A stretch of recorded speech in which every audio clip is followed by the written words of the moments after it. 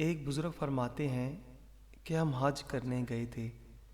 وہ بیان کرتے ہیں کہ میں نے دیکھا کہ بیت اللہ میں ایک مولوی صاحب روزانہ قرآن پاک کی ان آیات کی تشریح کیا کرتے تھے جن کا ترجمہ یہ ہے کہ ماں باپ کے ساتھ نیک سلوک کرو، اگر ان میں سے کوئی ایک یا دونوں تمہارے پاس بوڑھے ہو کر رہیں تو انہیں کسی بھی موقع پر اف تک نہ کہو اور نہ انہیں جھڑک کر جواب دو، بلکہ ان کے ساتھ احترام اور ادب کے ساتھ بات کرو، نرمی اور رحم دلی کے ساتھ ان کے سامنے جھکے رہو اور دعا کیا کرو کہ اے پروردگار ان پر رحم فرما، جس طرح انہوں نے رحمت اور شفقت کے ساتھ مجھے بچپن میں پالا تھا۔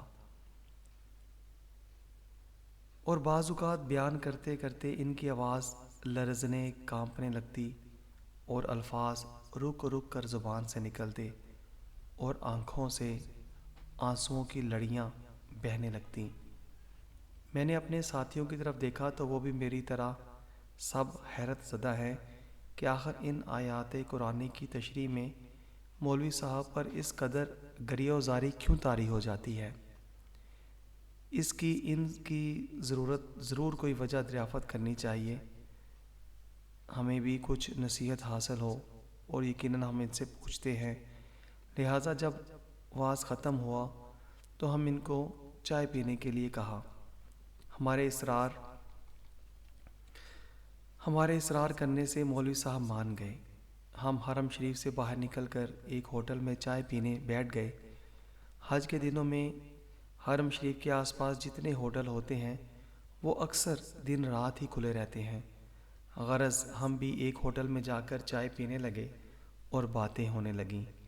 باتوں باتوں میں ہم نے مولوی صاحب سے پوچھا، حضرت کیا آپ ہمیں اتنا فرمائیں گے اور اس پر وضاحت فرمائیں گے کہ آپ روزانہ انہی آیات کی تشریح فرماتے ہیں اور بعد میں آپ غمگین ہو جاتے ہیں، افسردہ ہو جاتے ہیں اور روتے ہیں، تو اس کی کیا وجہ ہے؟ مولانا صاحب نے اس طرح سے اپنا واقعہ بیان کرنا شروع کیا کہ میں کلکتہ میں ایک گاؤں کا رہنے والا ہوں۔ میرے والدین شہر میں رہتے تھے اور میرے والد ایک پرائیویٹ کارخانے میں ملازم تھے۔ پڑھے لکھے تو معمولی سے تھے لیکن نہایت نیک اور خدا ترس آدمی تھے۔ میری عمر ابھی 4 سال ہی کی تھی کہ مجھے ایک اسلامی اسکول میں داخل کرا دیا گیا۔ میرے والدین مجھے دینی تعلیم دلانا چاہتے تھے، اس لیے میں نے 18 سال کی عمر میں عربی زبان سیکھ لی۔ میں دینی تعلیم کے دوران دیگر زبانیں بھی پڑھتا رہا اور والد صاحب کے ایک دوست کے مدرسے سے میں نے میٹرک یعنی 10ویں کا امتحان بھی پاس کر لیا۔ میری خواہش افسر بننے کی تھی۔ میں نے اپنے والد سے اس کا ذکر کیا۔ والد صاحب کو اس زمانے میں نوکری کے 200 روپے ملتے تھے جس سے پورے گھر کا خرچ چلانا پڑتا تھا۔ آئندہ کے لیے فکر کرنی تھی۔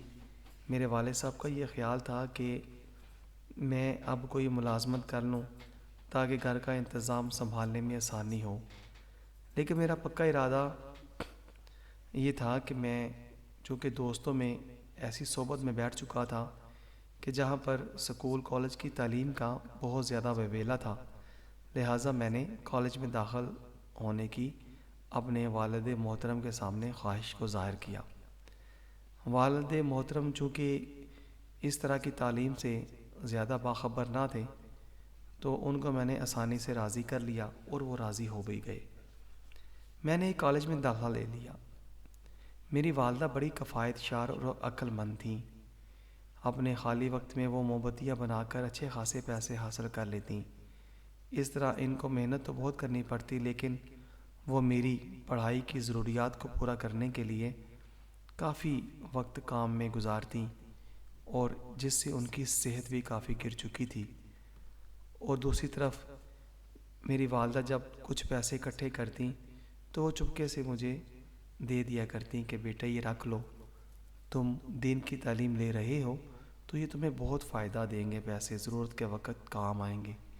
مجھے معلوم تھا کہ والد صاحب بھی میرے اخراجات اور دوسرے بھائیوں کی تعلیم و تربیت کے لیے بہت محنت کرتے ہیں، اوور ٹائم لگاتے ہیں، اور پھر کہیں جا کے چند پیسے اکٹھے ہوتے ہیں جس سے گھر کا گزر بسر چلتا ہے۔ میں نے 6 سال میں ڈگری حاصل کر لی۔ میں نے ڈگری تو بے شک حاصل کر لی، مگر اس کالج کی تعلیم کے دوران اس زمانہ میں کالج کے ماحول نے مجھے اس قدر بدل دیا کہ میرے اندر اسلامی شعار اور طور طریقے ہی نہ رہے۔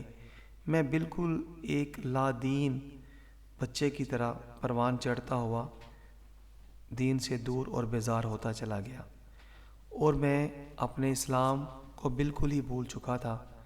اس لیے یہ ماحول ہی نیا اور ایسا تھا کہ وہاں کا رنگ میرے اوپر اس قدر چڑھ چکا تھا کہ میرے ذہن میں بھی نہ تھا کہ ہمارا گھرانہ تو ایک دیندار گھرانہ ہے۔ میرا ذہن، میرے خیالات جدید تعلیم و تربیت سے بے حد متاثر ہو چکے تھے۔ اب کیسا دین، کیسی باتیں، کیسے اللہ کی باتوں پہ عمل کرنا، کیسا حدیث اور سنت پہ عمل کرنا، نماز روزہ تو جیسے میرے لیے خواب و خیال ہی ہو کے رہ گیا۔ میرے حالات اور خیالات سب کچھ بدل چکے تھے۔ میں نے 6 سال کالج میں اول پوزیشن حاصل بھی کی، اس لیے درخواست دینے پر مجھے اسی کالج میں ملازمت مل گئی۔ میں 350 ماہوار تنخواہ پانے لگا۔ چند سالوں میں میری تنخواہ 500 روپے ماہوار ہو گئی۔ اب والدین نے میری شادی کی فکر کی۔ وہی چاہتے تھے کہ کسی نیک اور دیندار لڑکی سے میری شادی ہو، کیونکہ گھرانہ ہمارا دیندار تھا، جو گھر میں ایک اچھی بہو کی طرح رہے۔ لیکن میری خواہش یہ تھی کہ وہ آج کی نئی تہذیب اور نئی تعلیم سے واقف ہو اور ماڈرن سوسائٹی میں اس کا اٹھنا بیٹھنا ہو۔ یہ میرے دل کی خواہش تھی، کیونکہ میں بھی اسی ماحول میں پروان چڑھ چکا تھا۔ ہر ایک کے ساتھ کھلے عام باتیں کرنا، ڈانس کرنا، فلمیں، ڈرامے اور سینہ تان کر بازاروں میں چل کر دوسروں کی بہنوں بیٹیوں کو تاکنا، یہ میرا معمول بن چکا تھا۔ لہٰذا میں نے اپنی پسند کا ذکر اپنی ماں کے ذریعے اپنے والد محترم تک پہنچایا، لیکن انہوں نے پسند نہ کیا اور برا مان گئے۔ لیکن مجھے نئی روشنی کے سوا کچھ دکھائی ہی نہیں دیتا تھا۔ ایسا بھوت سر پر سوار تھا کہ کہاں خدا کا خوف اور کہاں دین کا شوق، نہ قرآن مجید سے محبت اور نہ نبی کریم صلی اللہ علیہ وآلہ وسلم سے الفت۔ ہر طرف سے نفس اور شیطان نے پوری طرح سے مجھے جکڑ رکھا تھا، اور میں اپنی ضد پر قائم بھی رہا۔ ماں باپ کی بات کسی طرح بھی میری عقل میں نہ آتی تھی، اور نہ ہی میں ماننے کو تیار تھا۔ بہرحال میں نے اپنے والدین کو بار بار اصرار کر کے راضی کر لیا۔ وہ میرے اصرار سے راضی ہو گئے، شاید اسی وجہ سے کہ انہیں اندیشہ تھا کہ اگر وہ انکار کر دیں گے تو شاید میں اپنی من مانی کروں۔ اسی خوف سے انہوں نے ہاں کر دی۔ لہٰذا ایک فیشنیبل جاہل بے دین سے میری لڑکی سے، جو دنیا دار تھی اور دنیا کے رنگ میں رنگی ہوئی تھی، میری شادی ہو گئی۔ شادی کو بھی 2-4 مہینے ہوئے تھے کہ والد صاحب کے کارخانے میں ایک گیس کی ٹینکی پھٹ جانے سے ان کی دونوں آنکھیں جاتی رہیں۔ اس لیے اب وہ کارخانے جانے سے معذور اور بیکار ہو گئے اور کام کے قابل بھی نہ رہے، اور اب وہ گھر میں ہی رہنے لگے، اور ان کو کارخانے کی طرف سے ایک معمولی رقم معذوری الاؤنس کے طور پہ ملنے لگی۔ میری بیوی کو اسلامی تعلیم و تہذیب سے دور دور تک بھی کوئی واسطہ نہ تھا۔ وہ آزاد خیال، ماڈرن اور تیز مزاج قسم کی عورت تھی، جسے نہ خوف خدا اور نہ عشق مصطفیٰ صلی اللہ علیہ وآلہ وسلم تھا۔ وہ کیا جانے کہ اسلام کیا چیز ہے، وہ تو پہلے دن سے ہی جاہل مطلق تھی۔ کچھ اس کی سہیلیوں نے اس کے اور رنگ رنگیلے کان بھرتے اور ساس سسر کی خدمت کرنا تمہارا فرض نہیں، بلکہ ساس سسر تو تمہاری خدمت کے لیے ہیں، تم ان دونوں سے جو چاہے خدمت لیا کرو، خبردار جو ان کی خدمت کی۔ جو لڑکیاں جاہل گنوار اور بے عقل ہوتی ہیں وہ اپنے سسر کی خدمت کیا کرتی ہیں، تمہارا کوئی حق نہیں بنتا ان کی خدمت کرنے کا۔ تم اپنے شوہر کی ہونا، بس اسی کی ہو کر رہو۔ اس وقت میں کسی انگریز سے کم نہ تھا۔ میرے دن رات، صبح شام عیش و عشرت اور مزے میں گزرتے تھے۔ اب سوائے خواہشات نفسانی کے نشے کے سوا کچھ بھی یاد نہیں رہتا تھا۔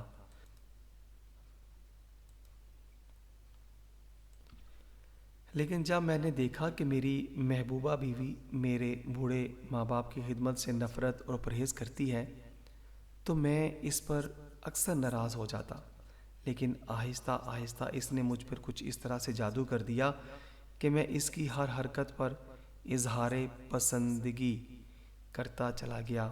میں اس کی تلخ مزاجی اور ڈانٹ ڈپٹ کو بالکل برا اب نہ جانتا تھا۔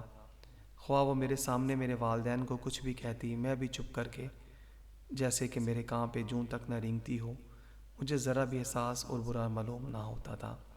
اب وہ میرے والدین پر ہر آئے دن طرح طرح کے الزامات لگانے لگی، لیکن کیا کرتا، اب صرف نفس کا بندہ بن کر رہ گیا تھا، اور روحانی موت بہت دیر پہلے میں مر چکا تھا۔ مجھے اس سے اتنی محبت ہو گئی تھی کہ میں اسے کچھ بھی نہ کہتا، حتیٰ کہ زبان تک اس کے سامنے میں نہ ہلا سکتا تھا۔ بس ہر وقت اسی کے کلمے میں پڑھتا رہتا اور اسی کے محبت کے گن گاتا رہتا، جو کچھ ہوتا پڑھتا دیکھتا رہتا۔ پیارے والدین بے بس اور مجبور اور لاچار نہایت تنگ آ کر مجھے فریاد اور شکایت کی، آہ میری بدبختی! تو میں نے یہ کہہ کر ٹال دیا کہ آپ کو غلط فہمی ہوئی ہے، وہ بالکل ٹھیک ہے، وہ تو بہت عقل مند ہے، ذہین ہے، سلیقے دار ہے، آپ کی عقل ٹھیک نہیں۔ ایک روز کی بات ہے، والد صاحب رات کو کسی ضرورت سے پانی لینے کے لیے اٹھے تو نبینا تو تھے ہی، ایک سٹول سے ٹکرائے گئے اور سٹول پر دودھ کا برتن رکھا تھا، وہ زمین پر گر گیا اور سارا دودھ زمین پر الٹ گیا۔ بس پھر کیا تھا، بیگم صاحبہ اٹھیں اور ان کو بہت بری طرح للکارا، تمہیں شرم نہیں آتی، چوری کرتے ہوئے چھوٹے منع کا دودھ رکھا ہوا ہے اور چاہتے ہو چپکے سے خود پی لوں، خبردار آئندہ ایسی حرکت کی اچھی طرح دودھ پینے کا مزہ چکھا دوں گی۔ میری دکھی والدہ بھی جاگ رہی تھی، انہوں نے بڑے نرم آواز سے کہا، بیٹی ایسا نہ کہو، یہ تو پانی پینے اٹھے تھے، سامنے سٹول تھا، دودھ کا برتن گر گیا۔ کہنے لگی، چپ رہ بڑھیا، آ گئی باتیں بنانے اور تعویلیں کرنے، مجھے پڑھاتی ہے، تجھے کچھ تمیز بھی ہے بات کرنے کی؟ بڑی آئی مجھے سمجھانے کے لیے، دیکھو تو صحیح، جب تیری میں خبر لوں گی، دور رہو میرے سے، خبردار، آئندہ جو میرے سامنے بڑھائی تو تیری عقل گسیا گئی ہے۔ کہتی ہے ایسا نہ کہو، سٹول سے ٹکرا گئے، میں جانتی ہوں انہیں چوری سے کھانے پینے کی عادت ہے، غرض میری بیوی نے انہیں بہت ہی بری طرح سے جھٹکا اور ڈانٹ ڈپٹ کر انہیں ایک طرف بٹھا دیا، لیکن میں نے بیوی کو نہ روکا، بلکہ اسے ایک لفظ بھی نہ کہا۔ یہ تو ان سے کیا کہتی اور کیوں کہتی ہے، اسے ٹوکا تک نہیں۔ تھوڑے دنوں کے بعد ایک دن میرے ماموں آئے اور میرے والد اور والدہ کو اپنے ساتھ لے گئے۔ بیوی کہیں باہر گئی ہوئی تھی۔ جب اسے آنے پر پتہ لگا تو اس نے اطمینان کا سانس لیا کہ شکر ہے سر سے بوجھ اترا، اور کہا کہ اچھا ہوا، روز روز کی کل کل سے نجات ملی۔ اس واقعے کو 3 سال گزر گئے اور ایک بچے کی پیدائش کے بعد میری بیوی کا انتقال ہو گیا۔ بس میرے لیے بہت ہی مصیبت کا سامنا تھا۔ بیوی کا مرنا کیا تھا، میری زندگی سنسان ہو گئی اور اکثر میں کھویا کھویا سا رہنے لگا۔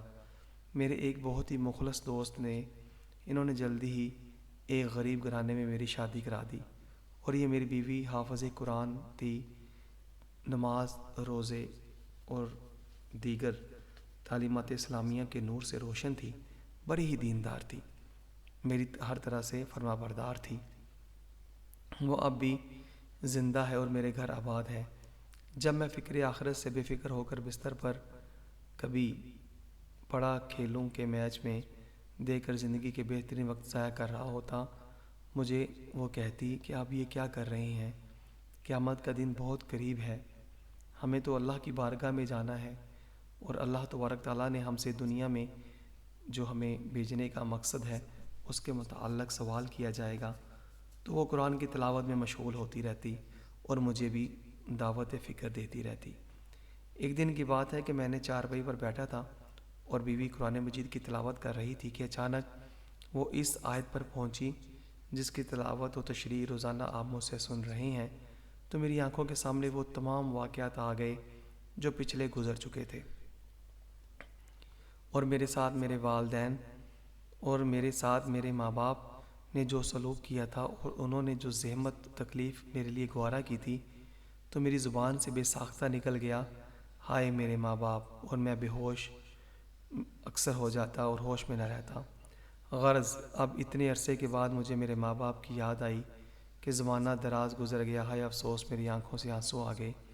میری بیوی دوڑی ہوئی آئی اور سمجھی کہ شاید مجھے کوئی تکلیف ہو گئی ہے، لیکن اس کے بار بار دریافت کرنے پر میں نے اسے پورا واقعہ جلدی سے سنا دیا۔ اب وہ مجھے بڑی بے چین ہوئی اور اپنے والدین کو کیسے پاؤں۔ دوسرے دن ہی میں اپنے ماموں کے ہاں گیا، لیکن وہاں پہنچ کے میری حیرت کی انتہا نہ رہی جب مجھے یہ معلوم ہوا کہ والدین کئی مہینوں پہلے گھر جانے کے بہانے یہاں سے روانہ ہو چکے ہیں۔ بس اتنا سنتے ہی میرے پیروں سے زمین نکل گئی۔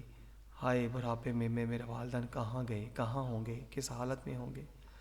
میں فوراً ہی اپنے والد کا فوٹو لے کر جو کارخانے میں کھینچا گیا تھا، قریبی تھانے میں گیا اور فوٹو دے کر رپورٹ لکھوائی، اور کئی اخباروں میں بھی فوٹو کے ساتھ خبر چھپوائی اور ادھر ادھر کئی آدمیوں کو روانہ کیا۔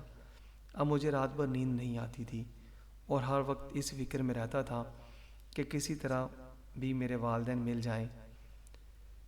میں نے اللہ تعالیٰ سے خوب گر گرا کر دعائیں مانگی کہ یا اللہ تعالیٰ مجھے میرے والدین واپس لوٹا دے۔ تیسرے روز ایک پولیس والا آیا اور اس نے مجھے بتایا کہ جو شکل آپ نے لکھوائی تھی بالکل اسی سے ملتی جلتی شکل کا ایک بوڑھا آدمی ایک قبر میں بیٹھا فاتحہ پڑھ رہا تھا۔ میں دوڑتا ہوا قبرستان پہنچا تو معلوم ہوا کہ وہ میرے چچا تھے۔ میں ان کے قدموں میں گر پڑا اور اپنے والدین کو دریافت کرنے لگا۔ چچا نے نظر اٹھائی اور دو سامنے والی قبروں کو مخاطب کر کے بولا کہ بیٹا یہ بابی ہیں اور یہ تمہارے بابا ہیں۔ میری ماں کا نام اور میرے بابا کے بارے میں جب انہوں نے بتایا، چچا جان کے منہ سے یہ بات سن کر میں اوندے منہ قبر پر گر پڑا اور پھوٹ پھوٹ کر زوروں کا تار رونے لگا۔ پھر کیا بنتا پچھتائے کہ جب چڑیاں چگ گئیں کھیت۔ بس اتنا کہہ کر مولانا صاحب خاموش ہو گئے، تو میں نے مولانا صاحب کی طرف دیکھا تو ان کی آنکھوں سے آنسو جاری تھے۔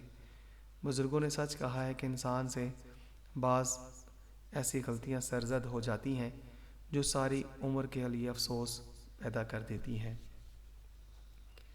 مگر نادم ہونے والوں نے اللہ تعالیٰ کے خوف سے عاری لوگ ٹس سے مس نہیں ہوتے بلکہ زیادہ اور ظالم ہو جاتے ہیں۔ تو ساتھیوں، اس تمام کہانی سے جو میں نے ابھی آپ کے سامنے رکھی ہے، اس کا جو اصل اب ماخذ ہے، جو حاصل کلام ہے، وہ یہ نکلا کہ ہم نے جب سے دین کی تعلیم سے منہ موڑا ہے اور دنیاوی تعلیم جو کافروں نے ہمارے ارد گرد جال بچھا کر اس کے ساتھ پیٹ کی پوجا کو جوڑ دیا ہے، اس نے ہمیں اندھا کر دیا ہے، ہمیں ذہنی بیمار بنا دیا ہے، دین کا دشمن اور دین سے بیزار کر دیا ہے۔ ہماری عزتیں آج نیلام ہو چکی ہیں۔ کوئی بھی ایسا ادارہ نہیں بچا جہاں ہماری عزتیں غیروں کے شانہ بشانہ ہمیں دکھائی نہ دیں۔ یہ سب کچھ سکول، کالج، یونیورسٹیوں کی تعلیم نے کیا، جیسا کہ اس کہانی میں کہ ایک دیندار گھرانہ جب اس لڑکے نے دین کی تعلیم کو چھوڑ کے کالج، یونیورسٹی کی تعلیم لی تو پھر اس کی خواہشات، نظریات اور خیالات کس طرح کے ہو گئے کہ ایک پورا گھر تباہ ہو گیا، اور پھر بالآخر جب اسے ہوش آئی تو والدین اس کے جا چکے تھے۔ مگر ساتھیوں، اگر آج ہم زندہ ہیں اور اس حقیقت کو جان چکے ہیں کہ ہماری اصل کامیابی صرف اور صرف دین ہے، دنیا میں بھی اور آخرت میں بھی، تو یقیناً ہم کافروں کے اداروں سے اپنی نسلوں کو نکالیں گے اور ان کو دین کی تعلیم کے زیور سے آراستہ کریں گے۔ اور اسی طرح سے انشاءاللہ العزیز ہماری دنیا بھی سنور جائے گی اور آخرت بھی سنور جائے گی۔ اللہ تبارک تعالیٰ ہمیں سمجھنے کی اور اس پہ عمل کرنے کی توفیق عطا فرمائے۔ دنیا اور آخرت میں کامیابی فلاح اسی صورت میں ہوگی جب ہم اس سے عبرت لیں گے اور پھر اپنی طاقت سے بڑھ کر اپنے والدین کی خدمت کریں گے۔ اللہ تبارک تعالیٰ ہم سب کو عمل کرنے کی توفیق عطا فرمائے اور ہم اپنی نسلوں کو، اپنے بچوں کو دین کے تعلیم کے ساتھ روشن کریں، نہ کہ مغربی فرسودہ تعلیمی اداروں میں بھجوا کر ان کی دنیا اور آخرت تباہ کرتے چلے جائیں۔ اجازت دیجیے، السلام علیکم ورحمۃ اللہ وبرکاتہ۔